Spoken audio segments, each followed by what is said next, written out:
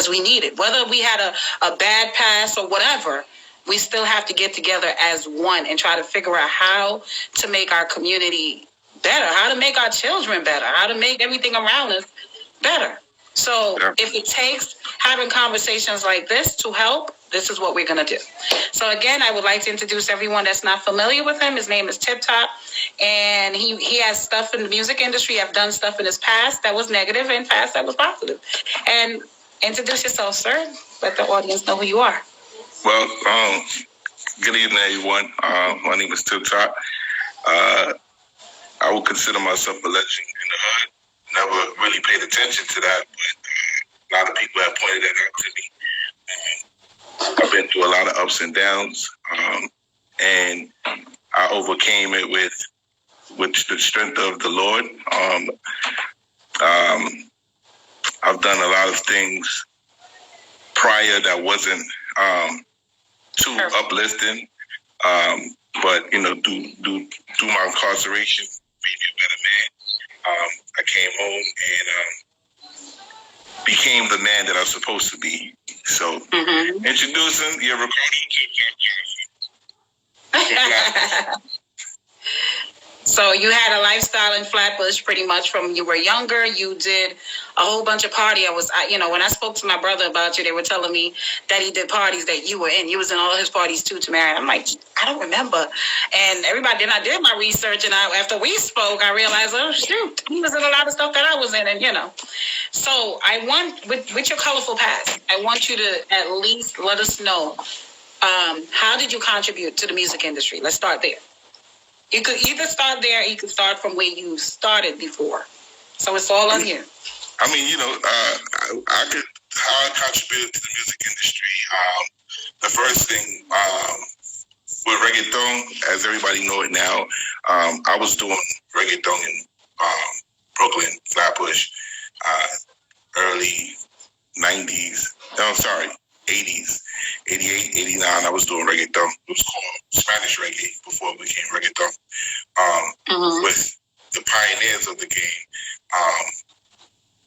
I was doing a lot of events with them, but I didn't have the correct guide of being able to take the Spanish reggae to the next level, which the rapper Nori, he ended up taking that because he had a bigger platform as far as being a rapper.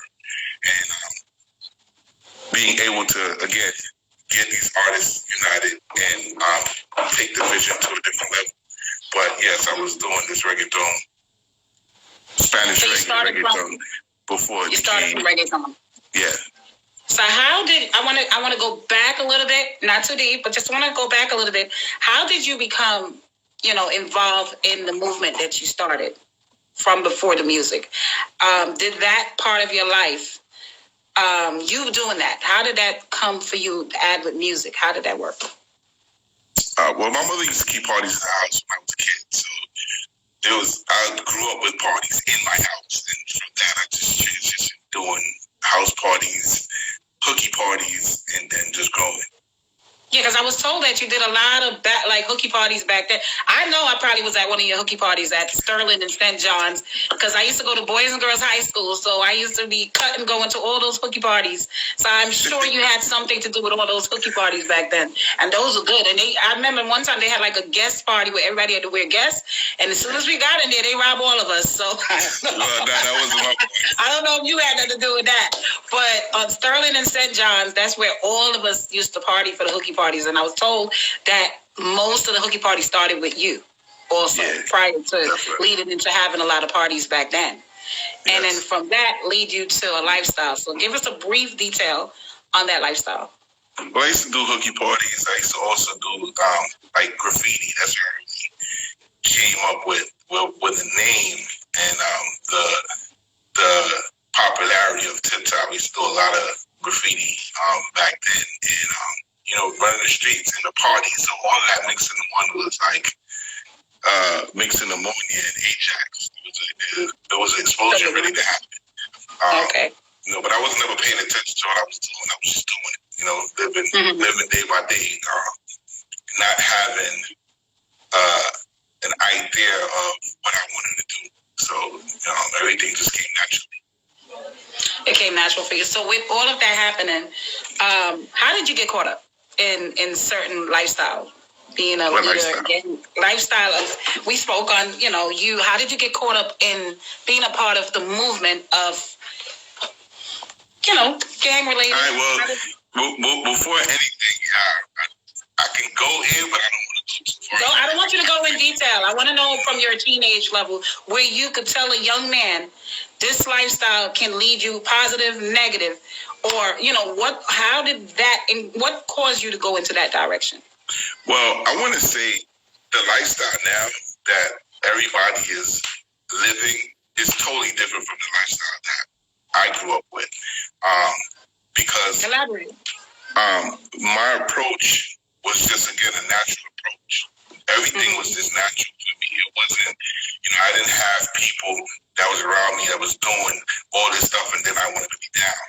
It's never that. It was never, it's a fad and I just feel to be down because it's a fad or it looks good. It was just, again, natural. It was just a thing that y'all wound up doing. Huh? It was just something that y'all wound up doing, young boys in the streets. Yeah, so, being in the streets, chilling, for me, it was always about having fun. Nothing else. Always about having fun.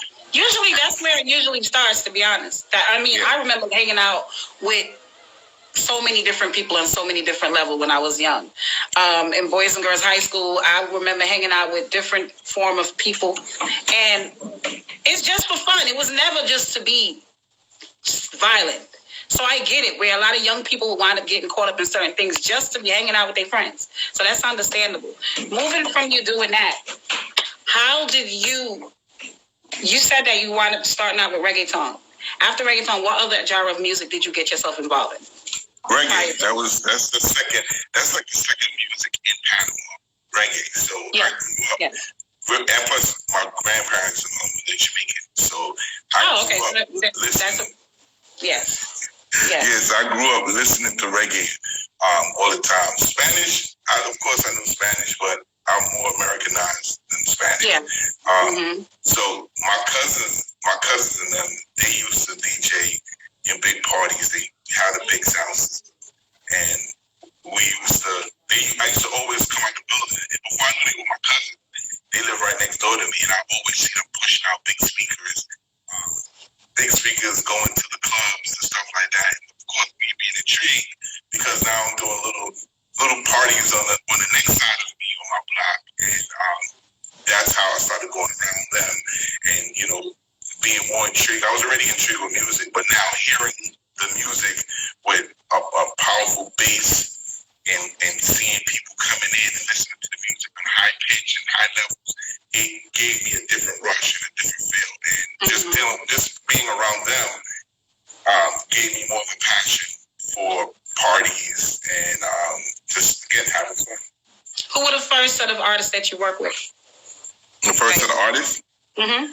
Well, regardless of the genre of music, like who were the first set of people that literally you were behind and helped in that era? It would start with El General, the general in Spanish. Wait, say it again? El General. He's El General. He's the first Spanish reggae artist, the transition artist. Then you have another artist named Nanu Boom. He was right behind him, and you had a plethora of other artists that came behind them, behind El General, but they was more like a crew.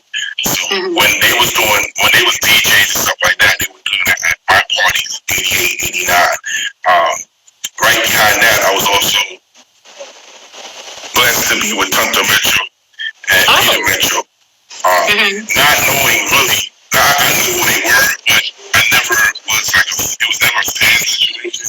It was family, with a family-oriented situation with all of us, and then we just started, again, climbing from different artists to different artists. My biggest artist that I helped to a different platform in Brooklyn was Bounty Killer. Bounty Killer is right. Yeah, so anytime Bounty Killer came to New York, I was always with him. Parties and stuff like that, I was, always with him. Getting him in parties. It was just a transition from Wu-Tang to the Fugees.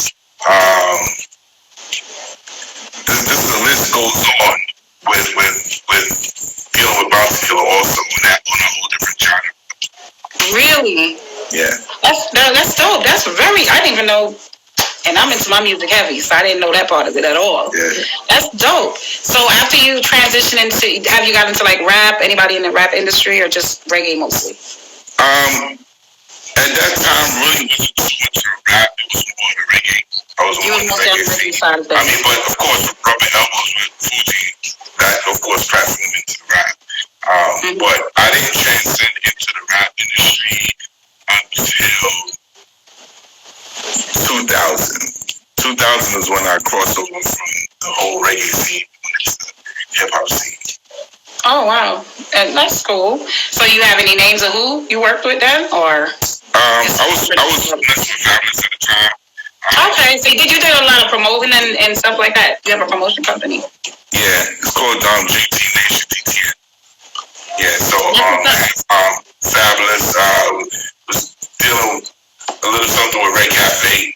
Plus I had an artist, his name was Rush, so we was dealing with Tyson Bedford, of course Red Cafe, Duquan, which he's the manager of Tyson Bedford.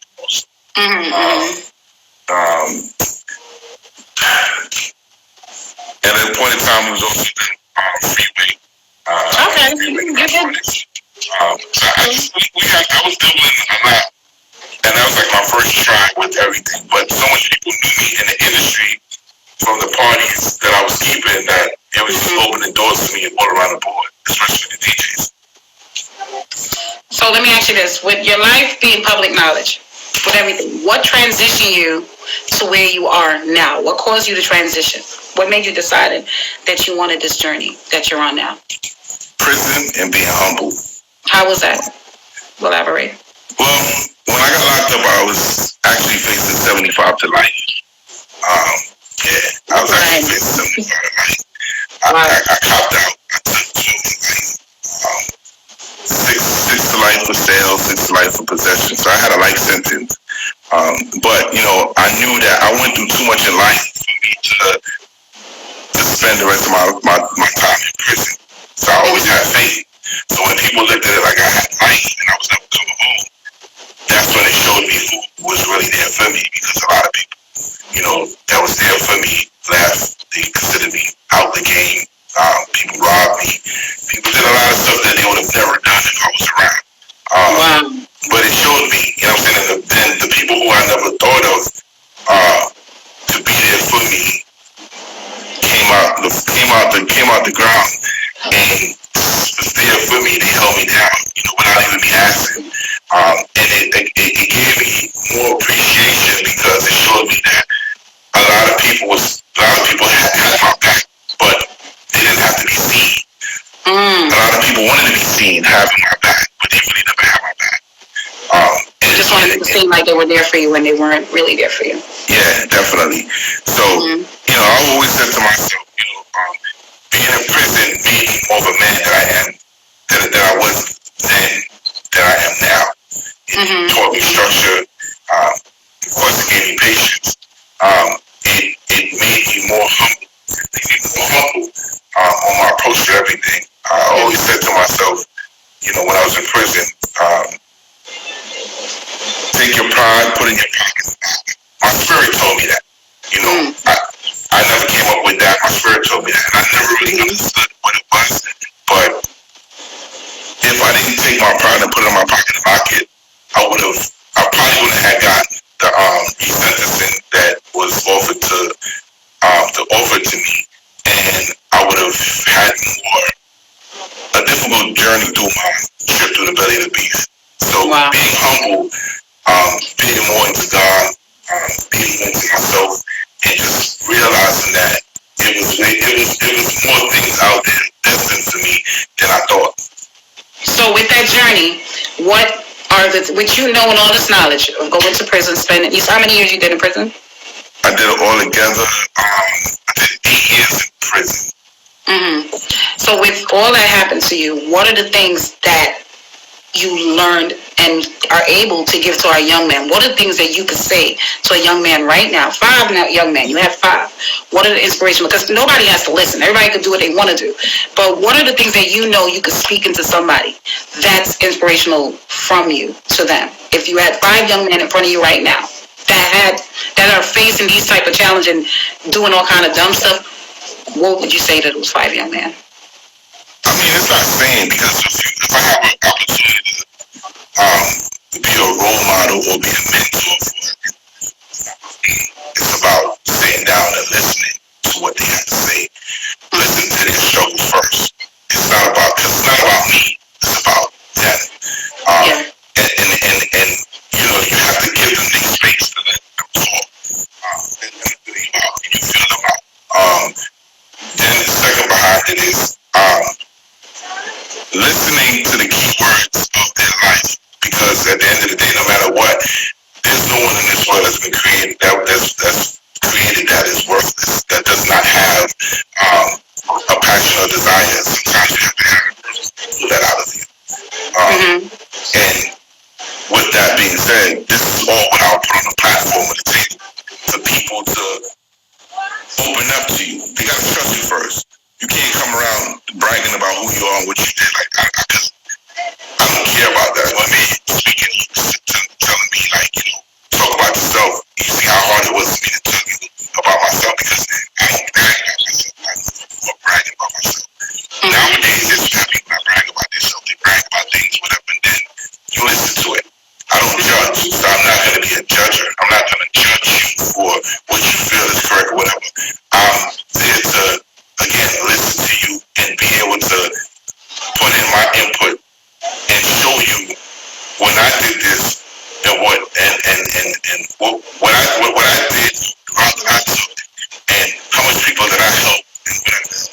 This is what I got back from it. This is what I went through.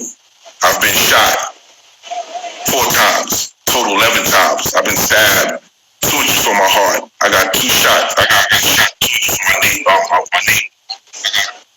bust 2 inches from my temple. Still walking around with bullets in my feet, right? And then you have people who just get 1 shot and die. So you know that this is not just about you. This is about the Creator.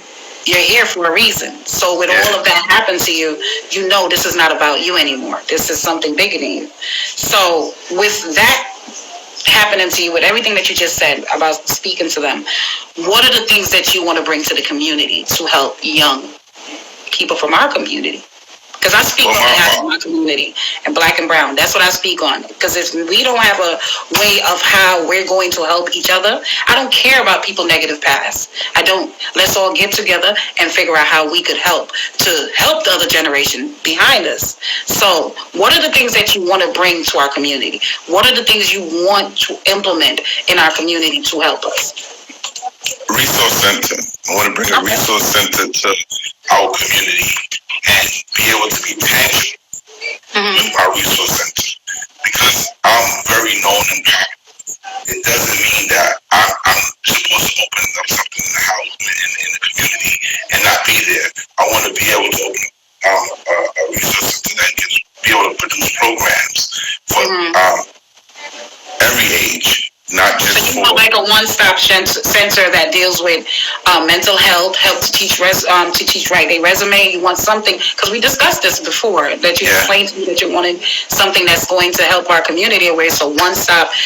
You have to, because a lot of people are dealing with mental issue in our community that we don't communicate about. We as a community do not deal with it. So to have that type of stuff plus implements and educational stuff for these children is definitely a good idea. So do you have anything that's starting? Well, right now I'm working on becoming a speaker. Okay.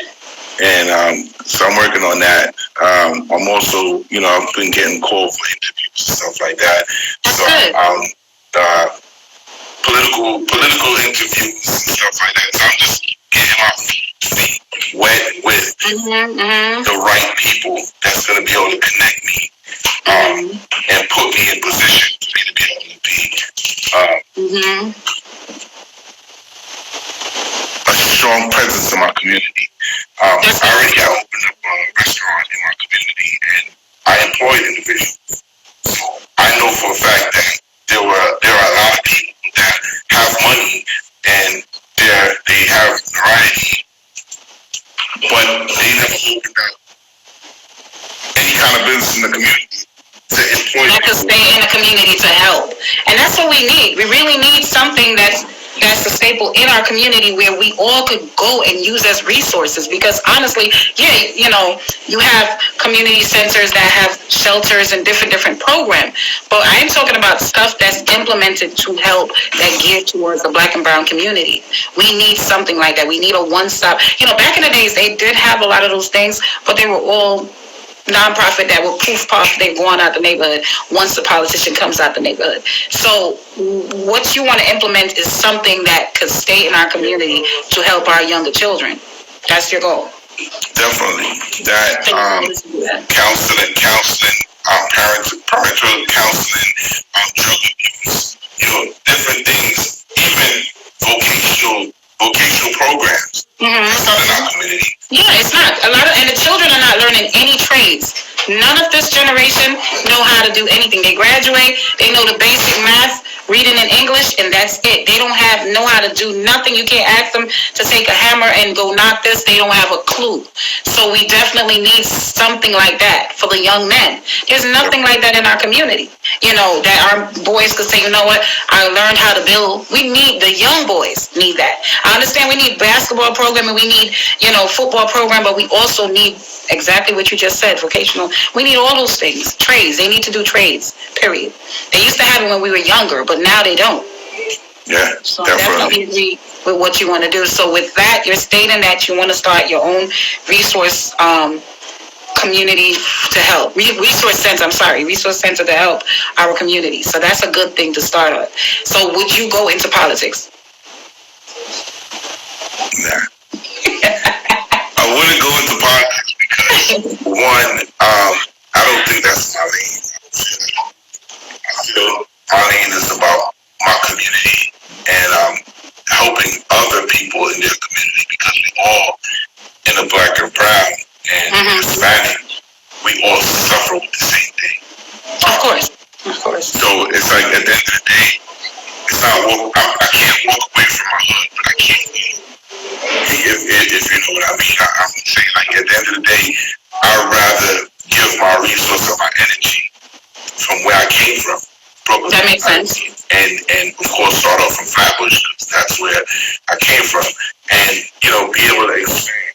But doing a lot of other things that I don't feel is beneficial for the reach that I'm going for, is not that. Again, I want to be resourceful in all aspects. People come home from prison. They don't have a pot to piss in. There's a lot of government funding that can be able to help people. But they don't get the knowledge. They don't get to have the knowledge of people helping them. All they have is their PO, and that's it. The PO set the same routine. Actually, speaking from being a social worker, I feel like that routine is a setup sometimes, because they only have their PO. They really don't have much resource after that. So to decide to do something like that is a good thing also. So you definitely are working on something where it's a one-stop to help overall issues in our community. And I think that's a good idea. I definitely think that you'll have the support. Thanks. That's definitely thanks. So as long as the right team, I can't do it myself. No, and this is a start. Reaching out, talking. We have to all get a thing where we need to have a conversation, and that's the problem. Because we all get old. That's the thing. You could do all the bullshit your whole life, but you get old, and then what? And another generation come and they do the same shit, and no one is figuring out what can we do to grow. I'm not saying that people haven't tried it, but it has to be a consistent thing. It can't just be drop the ball. Like how you ever watch when you do a relay race, and somebody got to keep going. Yeah. It can't just be dropping and then that's it. So I think that you planning on doing something like this is a good thing, especially you, because they have two sides to hear from regarding you. They could hear from how it was being part of what you did in the past, and they could hear how you could overcome all of those things to where you are now. So that's, to me, is a good thing. How do you feel? I'm gonna transition from that and go back to music and how our culture, because this is what I like to do. Like, I like to have a conversation that could enlighten us and let us understand things from the past to the beginning. So how do you feel with music then and music now? Has it changed the behavior of female, male? Yeah, definitely. Music back then was fun.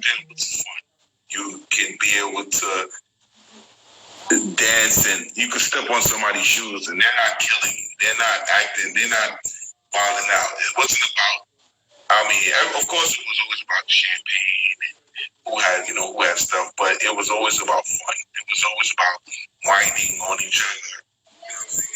Nowadays, it's dudes dancing amongst themselves, 1,000 dudes in the corner, and it's a champagne contest. It's girls standing in one corner with their homegirls rubbing up on themselves, rubbing up on each other, and it's like, where is the fun at? Like, this is what you call fun. It's not fun. This is what you call, not knocking the music because I listen to it also, but where is it where you don't have to hear about every song that come on is busting somebody's skull and Gaza this and murder this and killing that or whatever, Remember when you used to hear the song, I forgot what the artist was saying it, Life is What You Make It? Yeah. We used to hear that in a party. It was fun. They used to bring the level down and hear everybody singing. Life is what you make it. So, darling, my dear, you had fun. Parties went to a certain time, and you could leave and go home sweaty, paint on your clothes. Or you go to Arch Diner, Arch Diner. Yeah. After the party. No, seriously, it was really fun. You go to Arch Diner, you try to get a phone number there. So I get it. You try to see if you saw him in the party, you hopefully see him at the diner. I remember those things. But I think that society has definitely, because as we grow, each generation change. So I get that. But I think that, from my opinion, this is just my opinion. I feel like, from my opinion, women, I don't know, the respect, man definitely lost respect. Women lost respect. There's no structure in our family, in our home, among us. The relationships are instant gratification. Nobody respect marriage. Nobody respect anything. And it's just like, oh, I could fuck him and keep it pushing, or I could, no one cared. Back then, the difference between, because I'm not going to say back then we weren't doing our shit, but the difference between then and now, women had more, like, we were more afraid to want to give up. Now it's like, okay, I got 10 bodies, 15 bodies, so what? That mentality. But did you see, back then, it was structure. We grew up with our parents. We grew up with our parents that were grown. So it was structure. Even if they didn't know how to really structure us, it was still structure now. Now, it's young adults having young adults. Yeah. So you know what I'm saying? So how can, if your mother is 25 and her child is 10, 11, and she hasn't been taught correct, and she's just always been in the street. What do you really teach her child? Ron just said it's females' fault. They're Nigerians. I wanted to say it's females' fault. It's just us as a society. We're either ignorant, we're too stubborn, we feel that we know everything. Like they used to say, it takes a village to raise a child. Like back in the days, there was a village. Now it's like it's now. Nobody cares. If I saw my friend's son in the street back then, no, not me, but if my mama friends saw me at a party or saw me somewhere that I shouldn't have been, it was somebody saying they're gonna tell my mother. It was somebody that's checking me if I was acting up out in the public area. So now it's different. But what I've noticed is the respect. There's no respect on both parties. There's no respect. It's no men. The men are just like instant gratification. They don't give a shit. They just like ask you for the pussy right away. The female, they find it as norm. Back then it was more, and I gotta say it's us. I gotta say it's us as female, because we're responsible as women to say no.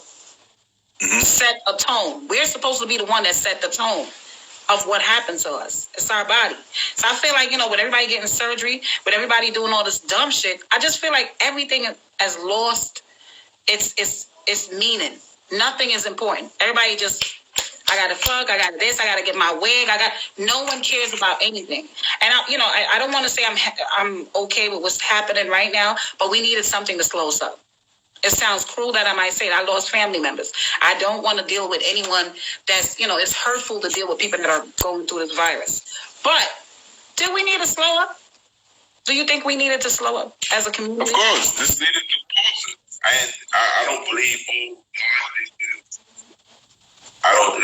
God is not going to just do something. To me, this is minimal to what God. If anybody knows the Bible or knows the history of the Lord, He's not going to take a few thousands. He's going to take a few hundreds of thousands. Yeah. But right now, because it's something that, again, when you don't know yourself and know that you're doing certain things, you're going to say, it's God punishing. That's how much I don't believe with that. And the Bible says it itself. But nevertheless, this pause that we have right now, even though people still go to the streets and stuff like that, it allows you to more one with your children. It allows your children to know you even more. It allows you to realize reality. Damn, I really don't know how to cook. Now you got to really get out there. You know what I'm saying? So these are things that you do as a brother, as a sister, as even for yourself. Like, do I want to go outside and get caught up in this situation? And even if you the reckless thinker or doer, now you start to think, because now you see your best friend or your friend moms or your aunt, your uncle, 3 other people who you know, people who was strong in mass, right? Like you see them they're physically strong, they're gone. You start to think, like, do I want to go? Am I trying to? Nah. So now you become more responsible. I'm gonna put my mask on, I'm gonna put my glove on, because now it's an epidemic that makes you start to think and realize that it's serious. Yeah. And you got to take your life serious. Healthy. Even if you as a young man and woman are healthy, it doesn't mean the next person is. You go sit next to your auntie that's probably suffering from some internal illness that you don't even know about, terminal illness that you don't even know about. And then because you're up and down, not caring, you're bringing that stuff into your family's home. So I feel like a lot of people are not caring. This generation, I think, has no empathy. That's the word. Oh, no, you're 100% right. I just seen a video the other day. Dudes in the 90s. It's like 60 dudes in the basement, smoking, chilling, listening to rap, wilding, having a barbecue, and then they go home after that, not knowing who have what in that small facility. They go home to their kids, to their moms, to their grandmoms, and just give off everything. Like, nothing about which you're wilding, but again, that's the society. This is the society that we live in. It's the programming that, it's unfortunate that I have to say it this way, but we are programmed to not focus on us as a community, to not think of family. We are programmed to live, some of us, not all, I can't say all, but most of us are programmed to just have this don't care attitude about our community, about each other. You understand? Especially the younger ones. The younger one has this no empathy. They don't give a shit. It's my world. Fuck you. Da da da da. That kind of behavior just is normalized to them. It's normalized. And I'm sad to say that the women that are in their late 30s and men, they're not doing any different either. Some of them out there acting stupid too. You would think maturity would change things. But I think people conform because they want to fit in. You get what I'm saying to you? People conform. And I'm talking about adults. I'm talking about adults that conform to the bullshit. Like, I've seen grown women that know damn well they shouldn't be going to fucking Dubai to get surgery, and they're going. And you understand what I'm saying? And just because, I'm being dead serious, and just because they want to look good. We all want to look fucking good. But the other flip side to it, they're not telling you half these women that go out of town to get surgery are in Kings County Hospital after fucking time. fucked up. And them doctors don't want to touch them because that's not their job. So now you don't have the bread to go back overseas, and that doctor might not. You might be so fucked up to go overseas. So it's so many things. It's not just young people. It's overall us as a community that just we take everything and we go 100 with it to destroy us more. You understand me? Like the Kardashian came in with the fat ass. We got to make it bigger. We got you understand what I'm saying to you? Yeah. And it goes back to some of the men because then y'all snatch up these women and normalize them to be the queens. Where it's regular women out there that's not doing surgery, that's educating themselves, that's doing the best they can. And these men are not looking at them. And I'm talking from young to old. Definitely. Not looking at them. So I think society overall, us being programmed to be a certain way, we have to detach ourselves from that stuff. I don't know if I sound crazy saying it, but we have to detach ourselves and focus on what's best for us. And it's growth, positive growth. So yeah, but then there's also the approach, how you approach that situation, and when you approach it, what you present is going to catch people's eyes and attention. And I feel I had that. Luring people in who has one side of the time. Oh, you know what? I'm gonna go here, and I'm gonna just get this. I'm gonna get this out of that or whatever situation Tip is doing. But they get there. They get whatever.